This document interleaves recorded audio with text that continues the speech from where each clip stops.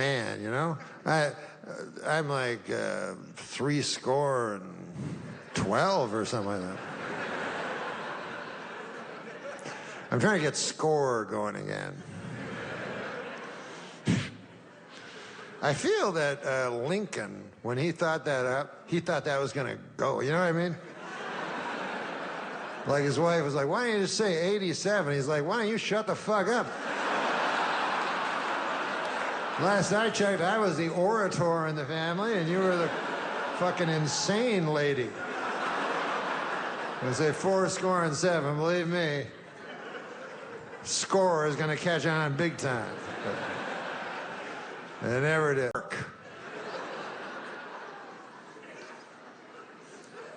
I also noticed that desserts are different nowadays.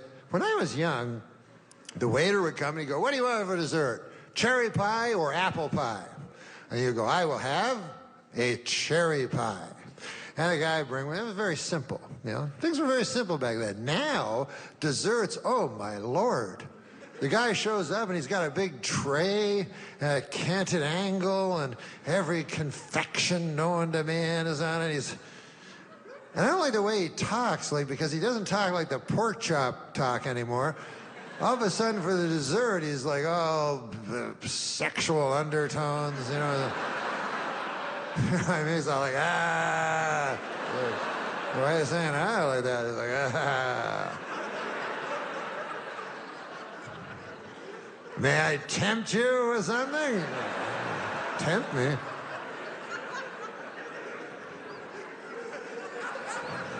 You like decadent things? Well, I don't. I hope you left some room in your belly. Okay, listen. Are we still talking about desserts here? What's going on? I don't want to end up blowing you in the bathroom or something. I don't want to end up blowing the guy in the bathroom. Listen. I can be tricked as much as the next fella, and I don't want to be in a bathroom. Hey, wait a second. Whoa. Hold on here, maestro. I thought we were talking about a butterscotch pudding or something. I don't care much for you, Captain. I'll tell you that right now. I'll continue. I'm a man of my word, but I'll say this. I'll say this, Chief. Were my word, not my bond, then none of this. And I'm doing it reluctantly. I don't know if you noticed that, but...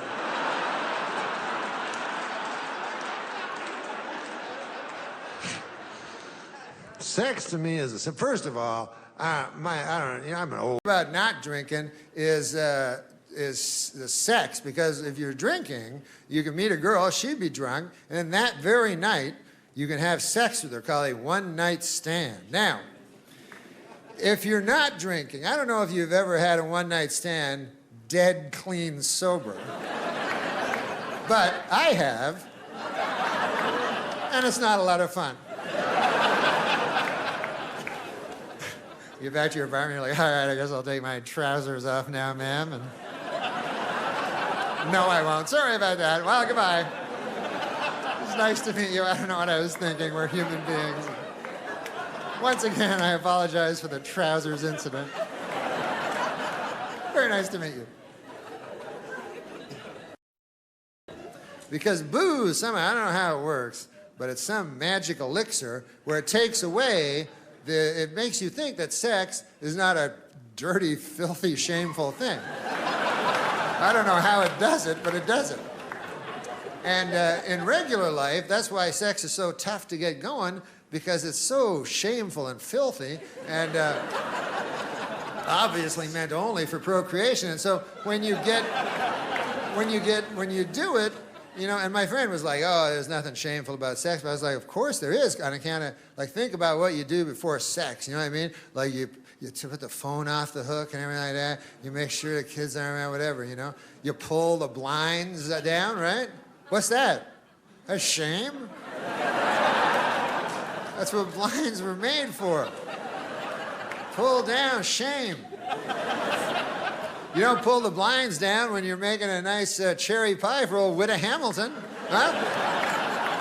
I notice they stay up for that. Poor old Witta Hamilton.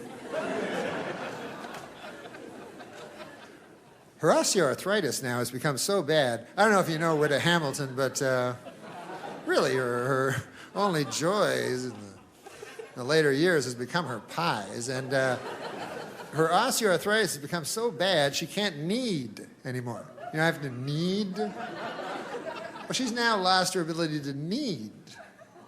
Anyway.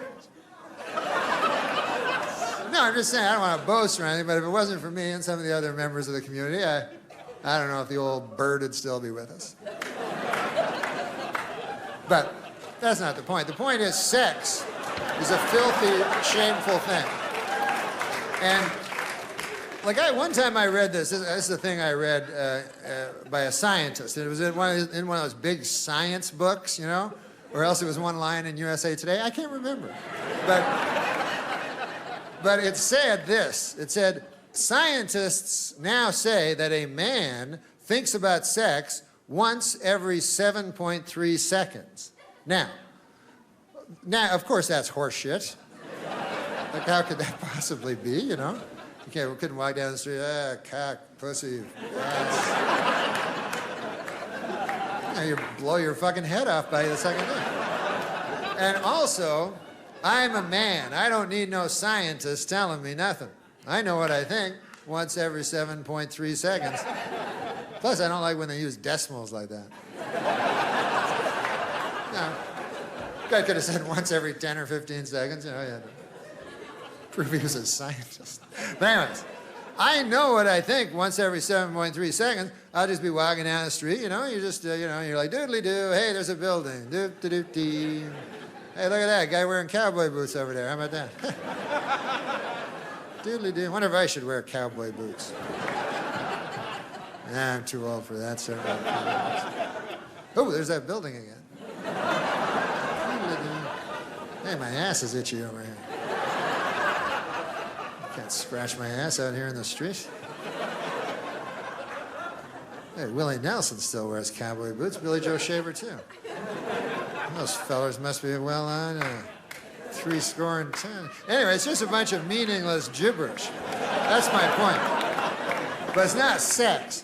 And then the real time, this is the amount of time that you think about sex. Every once in a while, which is not a science. Scientists don't like that term. But every once in a while you think about it, and you know, like I think about it every couple days, or if you're a younger man, you probably think about it more, you know what I mean? But then the problem becomes, when you think about it, is all you can think about. You know what I mean? It just encompasses your whole brain. You know, you're just like, ah! You're like a fucking werewolf or something. Like, usually you're a civilized human being. But then every couple of days, you're like, ah! And then you gotta close the blinds, you know? And then, the bedroom, you gotta go back to the bedroom. Take a good lady back there. And then you go to your bedroom, which normally I love the bedroom. It's the most beautiful place where you can, you know, finally escape this hellish joke we call life and just, you know, lie on your Tempur-Pedic pillow and dream of jelly rolls and stuff like that. But now when you're in this state, you know what I mean? Then you go in, you're like, ah! And the things that you do in that bedroom, good Lord God, it's beyond the imagination of you as a civilized human being most of the time. You know what I mean? You're in there, you're like, ah! Ah! Your fucking mind's gone. Your mind is gone. That's all I know. You ever actually say things that you're doing, your mind's fucking so gone, you're like, I am fucking you, ah! My cock is going, ah!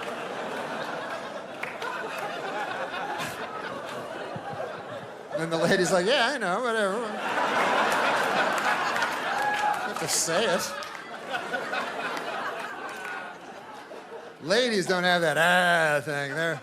They're more elevated. I don't know what I can't speak for ladies. I don't know what the fuck they do in the bedroom. I think they just try to make a noise they think you'll like, you know? That's about it.